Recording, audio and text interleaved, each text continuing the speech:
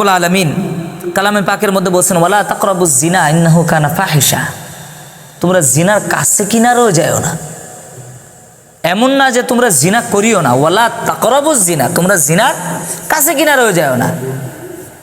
কারণ নির্দিষ্ট একটা কাজের নাম জিনা না।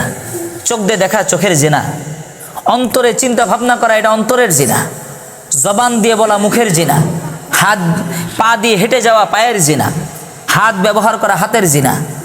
আর কিয়ামতের ময়দানে তো প্রত্যেকটা অঙ্গ প্রত্যঙ্গ নিজেরা সাক্ষী দিবে। সাক্ষী দিবে না? সবাই সাক্ষী দেবে। তাইলে আমি কে? আমি কি এই হাত? এই হাত তো আমি না। এই পা? এটাও আমি না। এই চোখ? এটাও আমি না। এই জিহ্বা? এটাও আমি না। এই মাথা? এটাও আমি না। আমি কে? না রূহ, ওই যে রূহ আমার অন্তরের ভিতরে যেটা আছে ওইটাই আমি।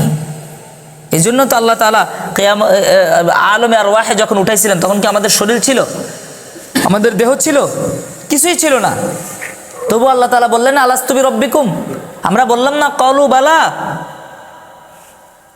কে বলেছিল? আমাদের ওই অন্তর বলেছিল। তাহলে অন্তরটা হচ্ছে মেন।